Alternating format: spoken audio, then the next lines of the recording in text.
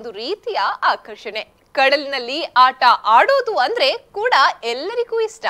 ಆದ್ರೆ ಕಡಲಿನ ಅಲೆಗಳ ಜೊತೆಗೆ ಸರ್ಕಸ್ ಮಾಡೋದು ಅಂದ್ರೆ ಅಬ್ಬಾ ಮೈಯೆಲ್ಲ ಜುಮ್ಮೆನಿಸುತ್ತದೆ. ಎಂತಹ ಗಟ್ಟಿಗರಾದ್ರೂ ಬೋರ್ಗೆರೆವ ಕಡಲಿನ ಅಲೆಗಳ ಜೊತೆಗೆ ಆಟ ಆಡೋಕೆ ಹಿಂದೆ ಮುಂದೆ ನೋಡ್ತಾರೆ. ಇಂತಹ ಸಾಹಸಿಗಳಿಗೆಂದೇ ರೂಪುಗೊಂಡಿರುವ ಕ್ರೀಡೆ ಸರ್ಫಿಂಗ್. ಭಾರತದಲ್ಲಿ ಇದೀಗ ತನ್ನ ಪ್ರಾಮುಖ್ಯತೆಯನ್ನ ಹೆಚ್ಚಿಸಿಕೊಂಡು ಬರುತ್ತಿರುವ ಸರ್ಫಿಂಗ್ ಈಗ ಎಲ್ಲರ ಅಚ್ಚುಮೆಚ್ಚಿನ ಕ್ರೀಡೆಯಾಗ್ತಿದೆ. ಆದ್ರೆ ಇದು ನೋಡೋಕೆ ಎಷ್ಟು ರೋಮಾಂಚನಕಾರಿಯಾಗಿದೆಯೋ ಅಷ್ಟೇ ಚಾಕಚಕ್ಯತೆಯನ್ನ ಬಯಸುವ ಆಟ. ಪುರುಷರು ಕೂಡ ಇದರಲ್ಲಿ ಪಾರ್ಟಿಸಿಪೇಟ್ ಮಾಡೋಕೆ ಭಯ ಪಡುವಂತಹ ಸಂದರ್ಭದಲ್ಲಿ ಇಲ್ಲೊಬ್ಬಾಕೆ ಅದೇ ಕ್ರೀಡೆಯಲ್ಲಿ ಅಂತಾರಾಷ್ಟ್ರೀಯ ಮಟ್ಟದಲ್ಲಿ ಸಾಧನೆ ಮಾಡಿ ಎಲ್ಲರನ್ನ ನಿಪ್ಪೆರಗಾಗಿಸಿದ್ದಾರೆ. ಹಾಗಿದ್ರೆ ಯಾರಿವರು, ಏನಿವರ ಕತೆ? ಬನ್ನಿ ನೋಡೋಣ ಇಂದಿನ ವಿಶೇಷ ಕಾರ್ಯಕ್ರಮ ಸರ್ಫಿಂಗ್ ಸಾಧಕಿ. ನಾನು ಅಶ್ವಿನಿ.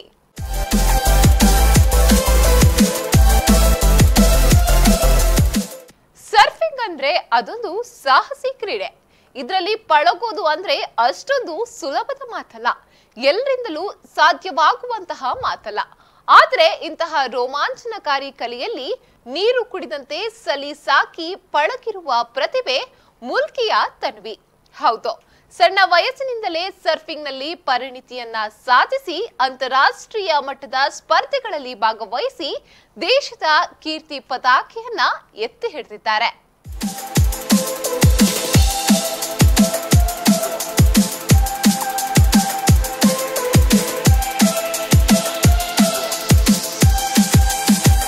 ಸರ್ಫಿಂಗ್ ಪ್ರಪಂಚದಾದ್ಯಂತ ಉತ್ತಮ ಜನಮನ್ನಣೆ ಪಡೆದಿರುವ ರೋಮಾಂಚನಕಾರಿ ಜಲಕ್ರೀಡೆ. ಸಮುದ್ರದ ಅಬ್ಬರದ ಅಲೆಗಳ ನಡುವೆ ಸೆಣಸಾಟ ಎಂದು ಪರಿಗಣಿಸಲ್ಪಟ್ಟಿರುವ ಈ ಸರ್ಫಿಂಗ್ಗೆ ಇರುವ ಜನಪ್ರಿಯತೆ ಅಪಾರ. ಇಂತಹ ಸರ್ಫಿಂಗ್ನಲ್ಲಿ ಭಾಗವಹಿಸುವುದು ಅಂದರೆ ಅದು ಸಾಮಾನ್ಯದ ಮಾತಲ್ಲ. ಎಂಟದೇ ಇರುವವರಿಗೆ ಮಾತ್ರ ಸಮುದ್ರದ ಅಪಾರ ಜಲರಾಶಿಯ ನಡುವೆ ತಮ್ಮ ಕಸರತ್ತುಗಳನ್ನು ತೋರ್ಪಡಿಸೋಕೆ ಸಾಧ್ಯ. ಎಂಥವರಾದರೂ ನೋಡುವಾಗ ಒಮ್ಮೆ ಮೈ ಜುಮ್ಮೆನಿಸುವಂತಹ ಸರ್ಫಿಂಗ್ನಲ್ಲಿ ಪಡಕೋಕೆ ಪುರುಷರಿಗೂ ಸುಲಭವೇನಲ್ಲ.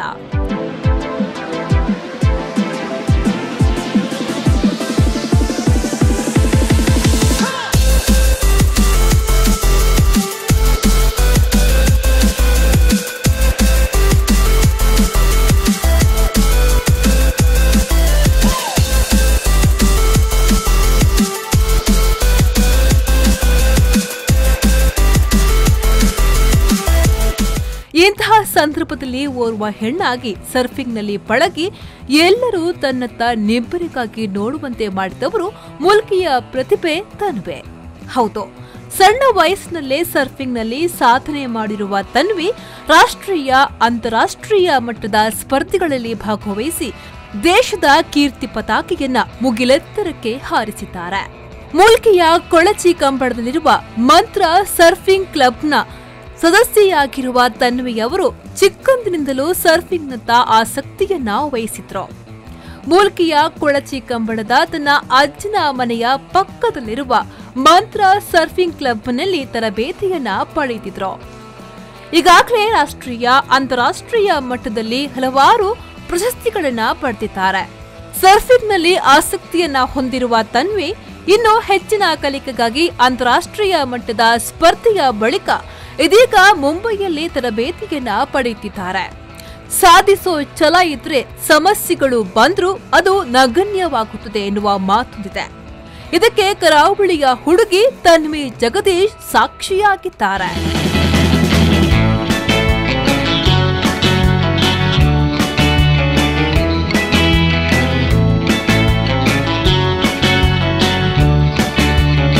ರಾಷ್ಟ್ರಮಟ್ಟದ ಸರ್ಫಿಂಗ್ ಸ್ಪರ್ಧೆಯಲ್ಲಿ 8 ಪದಕವನ್ನ ಗಳಿಸುವ ಮೂಲಕ ಭಾರತಕ್ಕೆ ಹಿರಿಮೆ ತಂದಿದ್ದಾರೆ.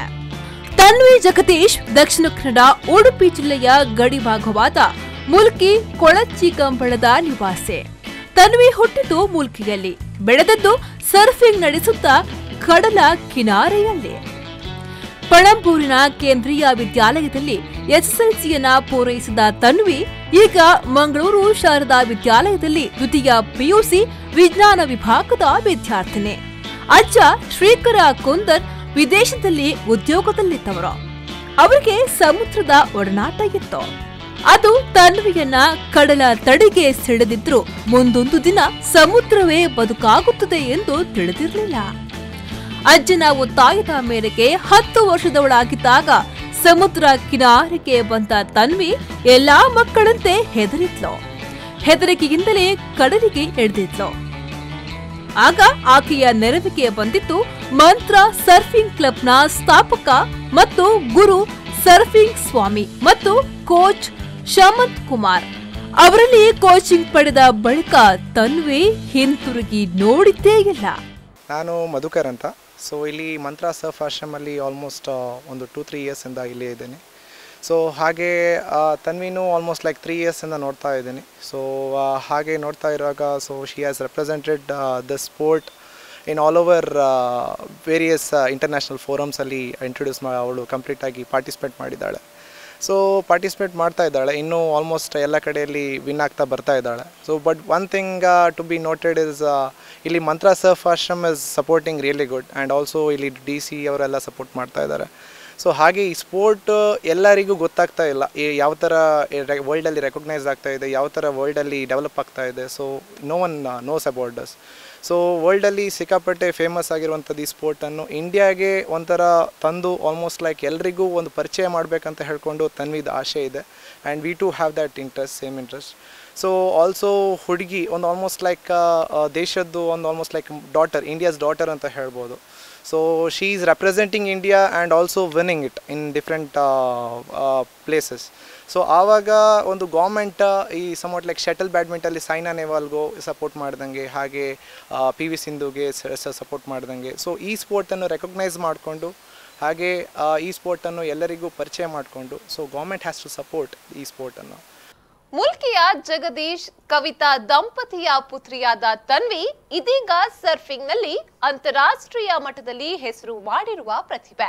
ಈಕೆ ಹಲವಾರು ರಾಷ್ಟ್ರೀಯ ಅಂತಾರಾಷ್ಟ್ರೀಯ ಸ್ಪರ್ಧೆಗಳಲ್ಲಿ ಭಾಗವಹಿಸಿ ಪ್ರಶಸ್ತಿಗಳನ್ನ ಮುಡಿಗೇರಿಸಿಕೊಂಡಿದ್ದಾಳೆ.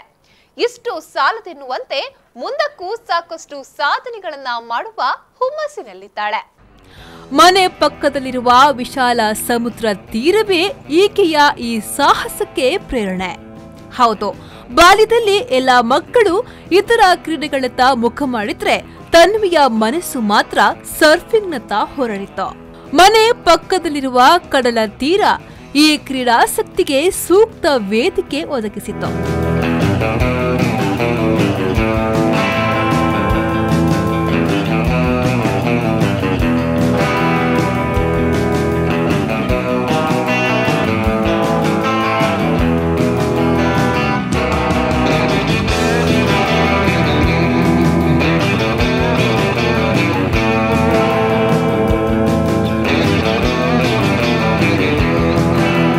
ಈಕೆಯ ಮಹದಾಸೆಗೆ ಬೆಂಗಾವಲಾಗಿ ನಿಂತವರು ಈಕೆಯ ಪೋಷಕರಾದ ಜಗದೀಶ್ ಕವಿತಾ ದಂಪತಿ.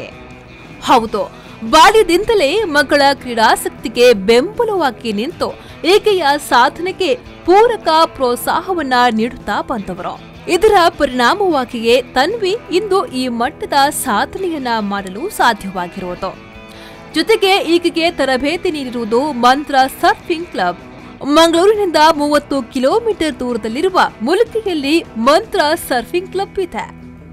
ಇದು ದೇಶದ ಮೊದಲ ಸರ್ಫಿಂಗ್ ಕ್ಲಬ್ ಎಂಬ ಹೆಗ್ಗಳಿಕೆಯನ್ನ ಹೊಂದಿದೆ. ಈ ಮೂಲಕ ಈ ಕ್ಲಬ್ ಅಂತಾರಾಷ್ಟ್ರೀಯ ಸರ್ಫಿಂಗ್ ಸಮುದಾಯಕ್ಕೆ ಭಾರತವನ್ನ ಪರಿಚಯಿಸಿದೆ. ಇದನ್ನು ಜಾಕ್ ಹಾರ್ಬರ್ ಹಾಗೂ ರಿಕ್ ಪೆರ್ರಿ 2006ರಲ್ಲಿ ಆರಂಭಿಸಿದ್ರು. ಜನರಲ್ಲಿ ಆರೋಗ್ಯ ಮತ್ತು ಸೃಜನಶೀಲತೆಯನ್ನ ಹೆಚ್ಚಿಸುವ ನಿಟ್ಟಿನಲ್ಲಿ ಈ ಸರ್ಫಿಂಗ್ ಕೇಂದ್ರಗಳು ಕಾರ್ಯನಿರ್ವಹಿಸುತ್ತವೆ.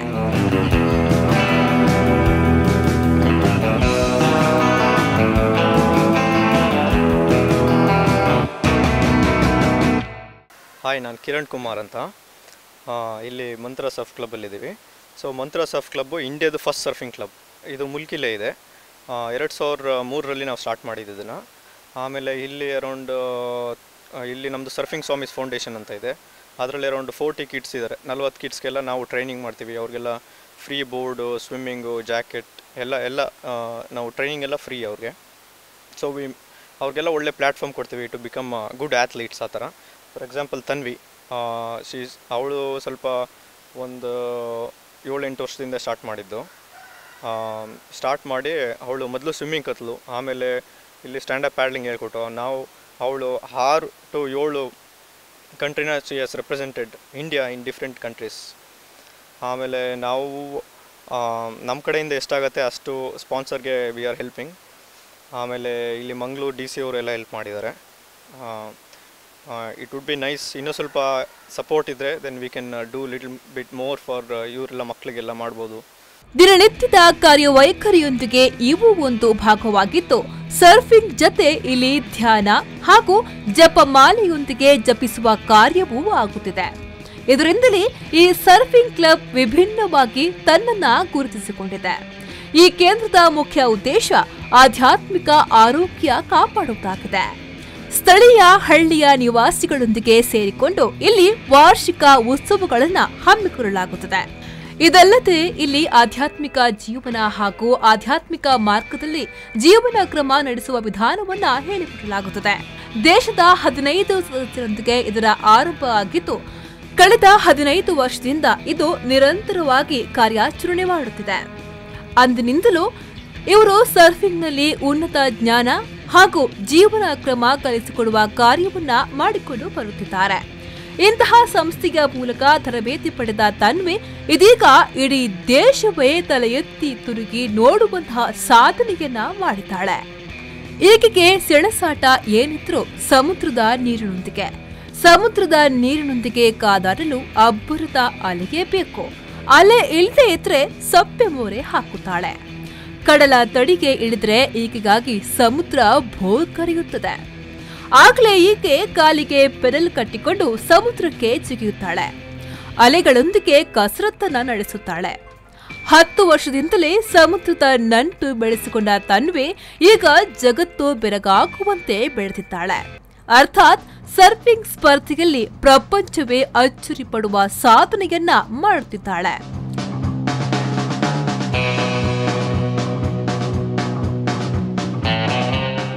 ಅಷ್ಟಕ್ಕೂ ಈಕೆ ಪದಕಗಳನ್ನ ಗೆಲ್ಲುವ ಮಹಿಳಾ ಕ್ರೀಡಾಪಟು. ಸರ್ಫಿಂಗ್ ಕ್ಷೇತ್ರದಲ್ಲಿ ಸದ್ಯಕ್ಕೆ ಮಿಂಚುತ್ತಿರುವ ಏಕೈಕ ಕ್ರೀಡಾ ಪ್ರತಿಭೆ. ಇದರ ಜೊತೆಗೆ ಡೆನ್ಮಾರ್ಕ್ನಲ್ಲಿ ನಡೆದ ವಿಶ್ವ ಸರ್ಫಿಂಗ್ ಚಾಂಪಿಯನ್ಶಿಪ್ನಲ್ಲಿ ಭಾರತವನ್ನ ಪ್ರತಿನಿಧಿಸಿದ್ದಾರೆ. ಇಲ್ಲಿನ ಮತ್ತೊಂದು ವಿಶೇಷವೆಂದರೆ ಭಾರತವನ್ನ ಪ್ರತಿನಿಧಿಸುತ್ತಾ ಇರುವ ಏಕೈಕ ಸರ್ಫಿಂಗ್ ಪಟು ಈಕೆ. ಈ ಮೂಲಕ ದೇಶದ ಮೊದಲ ಮಹಿಳಾ ಸರ್ಫರ್ ಎಂಬ ಹೆಗ್ಗಳಿಕೆಯನ್ನ ಪಡೆದಿದ್ದಾರೆ. ಸತತ 10 ವರ್ಷಗಳಿಂದ ಸರ್ಫಿಂಗ್ನಲ್ಲಿ ಮಿಂಚುತ್ತಾ ಬಂದಿರುವ ತನ್ವಿ ಈವರೆಗೆ ಭಾರತದಲ್ಲಿ ನಡೆದ 5 ರಾಷ್ಟ್ರೀಯ ಸರ್ಫಿಂಗ್ ಸ್ಪರ್ಧೆಗಳಲ್ಲೂ ತನ್ವಿ ರಾಷ್ಟ್ರೀಯ ಚಾಂಪಿಯನ್ ಆಗಿದ್ದಾಳೆ. ಆಸ್ಟ್ರೇಲಿಯಾದ ಬಳಿ ಇರುವ ದ್ವೀಪ ಬಿಸಿ ಮತ್ತು ಅಮೆರಿಕದಲ್ಲಿ ನಡೆದ ಅಂತಾರಾಷ್ಟ್ರೀಯ ಸರ್ಫಿಂಗ್ ಉತ್ಸವದಲ್ಲೂ ತನ್ವಿ ಭಾರತವನ್ನ ಪ್ರತಿನಿಧಿಸಿ ಶಹಬಾಸ್ ಎನಿಸಿಕೊಂಡಿದ್ದಾಳೆ. ಸ್ಟ್ಯಾಂಡ್ ಅಪ್ ಪೆಡಲಿಂಗ್ ನಲ್ಲಿ 18ರ ಒಳಗಿನ ವಿಭಾಗದಲ್ಲಿ ತನ್ವಿ ಗುರಿ ತಲುಪದ ಸ್ಪರ್ಧೆ ಇಲ್ಲ. ಅಂತಾರಾಷ್ಟ್ರೀಯ ಸರ್ಫಿಂಗ್ ಸ್ಪರ್ಧೆಯಲ್ಲಿ ತನ್ವಿ 18 ಕಿಲೋಮೀಟರ್ ದೂರ ಪೆಡಲಿಂಗ್ ನಡೆಸಿ ಗೆದ್ದಿದ್ದಾರೆ. ಮುಲ್ಕಿಯಲ್ಲಿ ನಡೆದ ಅಂತಾರಾಷ್ಟ್ರೀಯ ಸರ್ಫಿಂಗ್ನಲ್ಲಿ ತನ್ನ ವಯೋಮಾನದ ಸ್ಪರ್ಧೆಯಲ್ಲಿ ತನ್ವಿ 5 ಕಿಲೋಮೀಟರ್ ಪೆಡಲಿಂಗ್ನಲ್ಲಿ ಚಾಂಪಿಯನ್. ಅಮೆರಿಕದ California San Diego Surf connect ಸಂಘಟನೆ ಕ್ರೀಡಾ ಸಾಧಕರಿಗೆ ನೀಡುವ ಗ್ರೋಮ್ ಆಫ್ ದಿ ಇಯರ್ ಪ್ರಶಸ್ತಿಗೆ ತನ್ವಿ ಜಗದೀಶ್ ಆಯ್ಕೆಯಾಗಿದ್ದಾರೆ. ಈ ಮುಖೇನ ತನ್ವಿ ಜಗದೀಶ್ ಅಂತಾರಾಷ್ಟ್ರೀಯ ಪ್ರಶಸ್ತಿಯನ್ನ ಗೆದ್ದ ಮೊದಲ ಭಾರತೀಯ ಸ್ಟ್ಯಾಂಡ್ ಅಪ್ ಪೆಡ್ಲರ್ ಎನಿಸಿದ್ದಾರೆ. ಇದರ ಜೊತೆಗೆ ಅಮೆರಿಕದ ನಾರ್ತ್ ಕರೋಲಿನಾದಲ್ಲಿ ನಡೆದಂತಹ ಅಂತಾರಾಷ್ಟ್ರೀಯ ಮಟ್ಟದ ಸರ್ಫಿಂಗ್ ಸ್ಪರ್ಧೆಯಲ್ಲಿ ತನ್ವಿ ಭಾರತವನ್ನ ಪ್ರತಿನಿಧಿಸಿದ್ರು. ಈ ಸ್ಪರ್ಧೆಯಲ್ಲಿ ತನ್ವಿ ಜಗದೀಶ್ ತೃತೀಯ ಸ್ಥಾನವನ್ನ ಪಡೆದಿದ್ರು. 2015ರಲ್ಲಿ ನಡೆದ ರಾಷ್ಟ್ರೀಯ ಸ್ಟ್ಯಾಂಡ್ ಅಪ್ ಪೆಡ್ಲಿಂಗ್ ಮಹಿಳಾ ಚಾಂಪಿಯನ್ಶಿಪ್ ಕೋವಾಲಾಂಗ್ ಪಾಯಿಂಟ್ ಸರ್ಫ್ ಫೆಸ್ಟಿವಲ್ನಲ್ಲಿ ಪ್ರಥಮ ಸ್ಥಾನ. 2016ರಲ್ಲಿ ನಡೆದ ರಾಷ್ಟ್ರೀಯ ಸ್ಟ್ಯಾಂಡ್ ಅಪ್ ಪೆಡ್ಲಿಂಗ್ ಮಹಿಳಾ ಚಾಂಪಿಯನ್ಶಿಪ್ ಮನಾಪಾಡ್ ಸರ್ಫ್ ಫೆಸ್ಟಿವಲ್ನಲ್ಲಿ ಪ್ರಥಮ ಸ್ಥಾನ. 2016ರಲ್ಲಿ ನಡೆದ ರಾಷ್ಟ್ರೀಯ ಸ್ಟ್ಯಾಂಡ್ ಅಪ್ ಪೆಡ್ಲಿಂಗ್ ಮಹಿಳಾ ಚಾಂಪಿಯನ್ಶಿಪ್ನಲ್ಲಿ ಪ್ರಥಮ ಸ್ಥಾನ. 2016ರಲ್ಲಿ ನಡೆದ ರಾಷ್ಟ್ರೀಯ ಸ್ಟ್ಯಾಂಡ್ ಅಪ್ ಪೆಡ್ಲಿಂಗ್ ಮಹಿಳಾ ಚಾಂಪಿಯನ್ಶಿಪ್ ಕೋವಾಲಾಂಗ್ ಪಾಯಿಂಟ್ ಸರ್ಫ್ ಫೆಸ್ಟಿವಲ್ನಲ್ಲಿ ಪ್ರಥಮ ಸ್ಥಾನ. 2016ರಲ್ಲಿ ನಡೆದ ಮನಪಾಡ್ ಸರ್ಫ್ ಅಂಡ್ ಸೈಲ್ ಫೆಸ್ಟಿವಲ್ನ ರಾಷ್ಟ್ರೀಯ ಮಹಿಳಾ ಕಯಾಕಿಂಗ್ ಚಾಂಪಿಯನ್ಶಿಪ್ನಲ್ಲಿ ದ್ವಿತೀಯ ಸ್ಥಾನ. 2017ರಲ್ಲಿ ನಡೆದ ಇಂಡಿಯನ್ ಓಪನ್ ಸರ್ಫಿಂಗ್ ಚಾಂಪಿಯನ್ಶಿಪ್ನಲ್ಲಿ ತೃತೀಯ ಸ್ಥಾನ. Indian open surfing stand up peddling ಮಹಿಳಾ ಚಾಂಪಿಯನ್ಶಿಪ್ನಲ್ಲಿ ಪ್ರಥಮ ಸ್ಥಾನ. ಸಿಂಗಾಪುರದಲ್ಲಿ ನಡೆದ ಪೆಡಲ್ ಕಪ್ 2018ರಲ್ಲಿ ಭಾರತವನ್ನ ಈಕೆ ಪ್ರತಿನಿಧಿಸಿದ್ದು ಟಾಪ್ 5ರಲ್ಲಿ ಸ್ಥಾನ ಪಡೆದಿದ್ರು. ಹೀಗೆ ಈಕೆಯ ಸಾಧನೆಗಳ ಪಟ್ಟಿ ಬೆಳೆಯುತ್ತಲೇ ಹೋಗುತ್ತದೆ. ತನ್ವಿ ಜಗದೀಶ್ ಅವರ ಮಹತ್ತರ ಸಾಧನೆಯ ಹಿಂದೆ ಬಹಳ ದೊಡ್ಡ ಪರಿಶ್ರಮವಿದೆ. ದಿನನಿತ್ಯವೂ ಈಕೆ ಕಠಿಣ ಅಭ್ಯಾಸವನ್ನ ಮಾಡುತ್ತಾರೆ.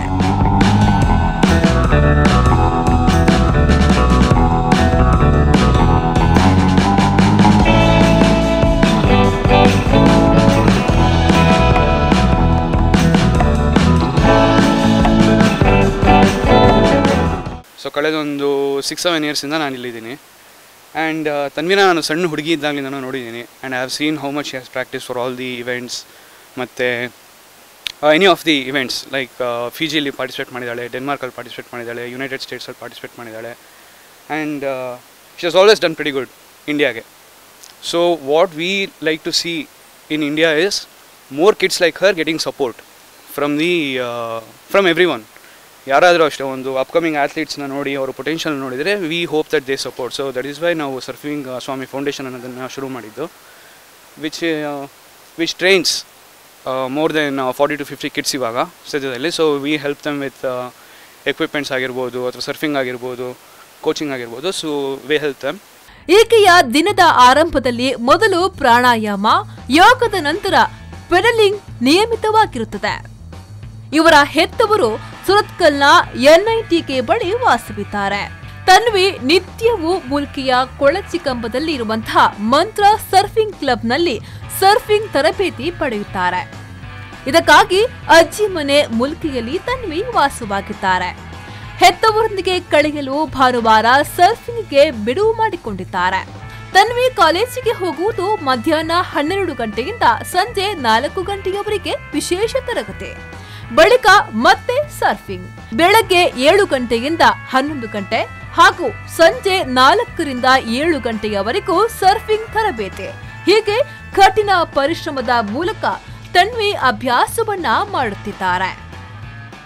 ಚೆನ್ನೈ, ಸಸಿಹಿತ್ಲು, USA ತನ್ವಿ ಸರ್ಫಿಂಗ್ ತರಬೇತಿಯನ್ನ ಪಡೆದು ಪಳಗಿದ್ದಾರೆ. ಮಂತ್ರ ಸರ್ಫಿಂಗ್ ಕ್ಲಬ್ನಲ್ಲಿ ಆರಂಭದಲ್ಲಿ ವಿದೇಶಿಯರೇ ಹೆಚ್ಚಿದ್ರು.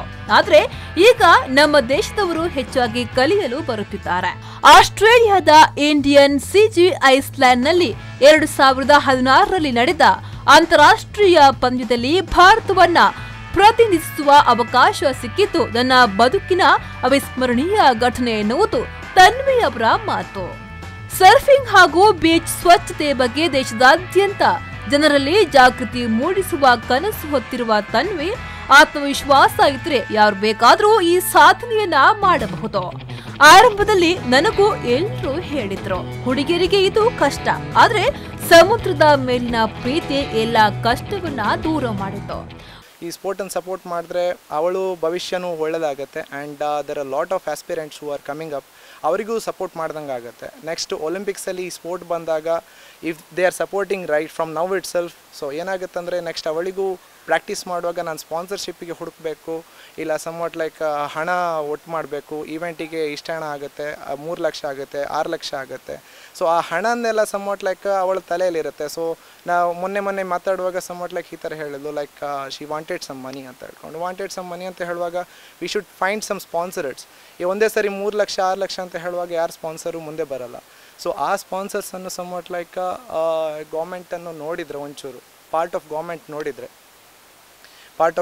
ನೋಡಿದರೆ so that will be really good. And somewhat like ಯಾವ ಥರ ಬೇರೆ ಸ್ಪೋರ್ಟ್ಸಿಗೆ ಸಪೋರ್ಟ್ ಮಾಡ್ತಾ ಇದ್ದಾರೋ ಈ ಸ್ಪೋರ್ಟನ್ನು ಸಮ್ವಾಟ್ ಲೈಕ್ ಸರ್ಫಿಂಗ್ ಮತ್ತು ಸ್ಟ್ಯಾಂಡಪ್ ಪ್ಯಾಡ್ಲಿಂಗಲ್ಲಿ ಸಪೋರ್ಟ್ ಮಾಡಿದರೆ that will be really good. ಹುಡುಗಿಯರ ಸಾಮರ್ಥ್ಯದ ಬಗ್ಗೆ ಯಾರು ಕೀಳರಿಮೆ ಹೊಂದಬಾರದು ಎಂಬುದು ತನ್ವಿಯ ಸಲಹೆ. ಕಡಲ ಅಲೆಗಳು ದೇಹ ಮತ್ತು ಮನಸ್ಸನ್ನ ನಿಯಂತ್ರಿಸುವ ಸಾಮರ್ಥ್ಯವನ್ನ ಹೊಂದಿದೆ. ಬದುಕಿನಲ್ಲಿ ಎಷ್ಟೇ ಕಷ್ಟಗಳು ಬರಲಿ, ಸರ್ಫಿಂಗ್ ಆಗಿ ಕಡಲಿಗೆ ಇಳಿದಾಗ ಎಲ್ಲವೂ ದೂರವಾಗುತ್ತದೆ ಎನ್ನುವ ತನ್ವಿ ತಾನು ಮುಂದಕ್ಕೂ ಸರ್ಫಿಂಗ್ ನಲ್ಲಿ ಇನ್ನಷ್ಟು ಬೆಳೆಯಬೇಕು ಎನ್ನುವ ಮಹತ್ವಾಕಾಂಕ್ಷೆಯನ್ನ ಹೊಂದಿದ್ದಾರೆ. ಸರ್ಕಾರ ಇತರ ಕ್ರೀಡಾಪಟುಗಳಿಗೆ ಉತ್ತಮ ಪ್ರೋತ್ಸಾಹವನ್ನ ನೀಡುತ್ತಿದೆ. ಆದರೆ ಸರ್ಫಿಂಗ್ಗೆ ಸಾಕಷ್ಟು ಪ್ರೋತ್ಸಾಹ ನೀಡುತ್ತಿಲ್ಲ. ನಮಗೂ ಸಾಕಷ್ಟು ಪ್ರೋತ್ಸಾಹವನ್ನ ನೀಡಿದ್ರೆ ನನ್ನಂತಹ ಕ್ರೀಡಾಪಟುಗಳಿಗೆ ಮತ್ತಷ್ಟು ಉತ್ತೇಜನ ನೀಡಿದಂತಾಗುತ್ತದೆ ಎನ್ನುವುದು ತನ್ವಿ ಅವರ ಅಭಿಪ್ರಾಯ. Country invite kadapurone international uppad ijno ola world cup uppad and every time almost 3 lakhs mutta enk raise manpare okay one event type ka nana awe amount in raise man like at least I get in a year 3 to 4 invites. So fundraise manpodu practice manpodu invitations toward mastu banga. So if I get sponsored by government it will be really great. Government support manterda.